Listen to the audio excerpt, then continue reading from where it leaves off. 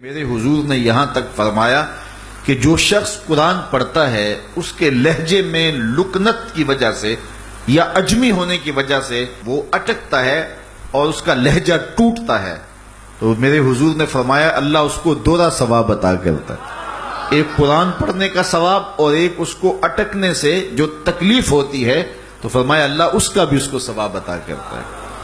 اور فرمایا یہ وہ پاکیزہ کتاب ہے کہ اگر تمہارا رب سے باتیں کرنے کو جی چاہے تو قرآن کھول کے بیٹھ جاؤ، یہ رب سے ہم کلام ہونا ہے، یہ اپنے رب سے گفتگو کرنی ہے۔ میرے حضور نے فرمایا کہ قرآن اللہ کی وہ لٹکتی ہوئی رسی ہے جس کا ایک سرا تمہارے ہاتھ میں ہے، دوسرا سرا تمہارے رب کے ہاتھ میں۔ تو خوش نصیب ہیں وہ لوگ جو اس کتاب کے ساتھ جڑ جاتے ہیں اور وہ دھرتی، وہ مقام، وہ جگہیں فیروز بخت ہیں کہ جہاں قرآن مجید کی تلاوت ہوتی ہے۔ گھروں کو قبرستان نہ بناؤ، گھروں میں نوافل ادا کرو اور قرآن مجید کی تلاوت سے اپنے گھروں کو آباد کرو۔ اگر گھر میں روزانہ کی بنیاد پہ قرآن مجید کی تلاوت کا معمول بن جائے تو پھر کوئی جن، کوئی بھوت، کوئی آسیب اور کوئی بدروح آپ کو تنگ نہیں کر سکتی۔ جہاں قرآن کی تلاوت تسلسل کے ساتھ ہوتی ہوگی وہاں جن نہیں ہوگا، وہاں ٹونے نہیں ہوں گے، وہاں جادو نہیں ہوگا، وہاں سایہ نہیں ہوگا، وہاں رحمت الہی کا سائبان تان دیا جائے گا۔ جہاں قرآن پڑھا جائے وہاں نزول باران ہوتا ہے، رحمتوں کی برسات ہوتی ہے۔ اور پھر اگر یہ جگہ اللہ کا گھر ہو، مسجد ہو، تو پھر تو دوہری برکت ہو جائے گی نا۔ وہ میاں صاحب نے کہا تھا نا کہ دودھ اندر جے کھنڈ رلائیے تے مزہ ہو جاوے دونا، کہ دودھ خود بھی میٹھا ہوتا ہے، اس کے اندر اگر چینی بھی شامل کر لی جائے۔ یہ روشنیوں کا منبع ہے، یہ مصدر ہے اجالوں کا۔ اس کتاب سے اتنی روشنیاں پھوٹتی ہیں کہ زندگی کے سارے اندھیرے ختم کیے جا سکتے ہیں۔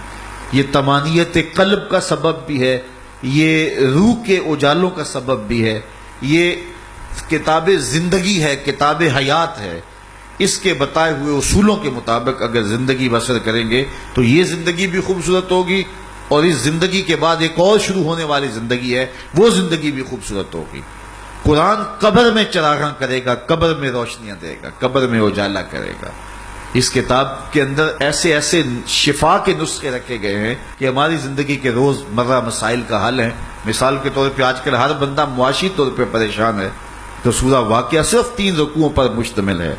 اگر یہ معمول زندگی بنا لے تو سورہ واقعہ جہاں ہوگی وہاں نحوستیں اور بے برکتیاں نہیں ہوں گی۔ سورہ یاسین پڑھو گے تو بے پناہ برکتیں اس کے دامن میں رکھی ہوئی ہیں۔ اسی طرح سورہ اخلاص صرف 3 مرتبہ پڑھیں گے تو پورے قرآن پڑھنے کا ثواب نصیب کر دیا جائے گا۔ ایک شخص حضور کی خدمت میں حاضر ہوا اور اس نے حضور سے کہا کثیر العیال ہوں، ذرائع آمدنی بہت تھوڑے ہیں، تو میرے لیے کوئی دعا کیجئے، کوئی مجھے نسخہ بتائیے۔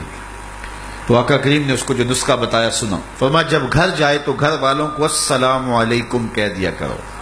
یہ کتنا سوکھا نسخہ ہے اور کتنا اچھا وظیفہ ہے، گھر والے بھی خوش، اللہ رسول بھی خوش۔ اس کے بعد 1 مرتبہ سورہ اخلاص پڑھ لیا کرو، غربت توڑ نسخہ۔ جب بھی گھر جاؤ السلام علیکم، اس کے بعد 1 مرتبہ سورہ اخلاص۔ اور میرے حضور نے فرمایا کبھی ایسا ہو کہ تو گھر جائے، گھر میں کوئی بھی موجود نہ ہو، تو فرمایا عمل چھوڑنا نہیں، فسلم علیہ، پھر مجھے سلام کہہ دینا۔ وہ اپنے نام لیواؤں کو تنہا چھوڑتے کب ہیں، جہاں ہم دم نہ ہو کوئی وہاں سرکار ہوتے۔ وہ کہتے ہیں میں عمل شروع کر دیا، گھر جاتا السلام علیکم، اس کے بعد السلام علیکم کے بعد میں سورہ اخلاص 1 بار پڑھ دیتا۔ اس عمل کی برکت سے میں نے تو امیر ہونا ہی ہونا تھا، میرے ہمسائے بھی امیر ہو گئے، میرے ہمسائے بھی امیر ہو گئے۔ تو قرآن کو اپنی زندگی میں بسا لو، قرآن کو شامل کر لو، دنیا بھی سنورے گی، قبر بھی سنورے گی، نزا کا عالم بھی سنورے گا، حشر میں بھی اجالے ہوں گے، جنت کی بہاریں بھی نصیب ہوں گی، اور رسول اللہ کا ساتھ نصیب ہوگا۔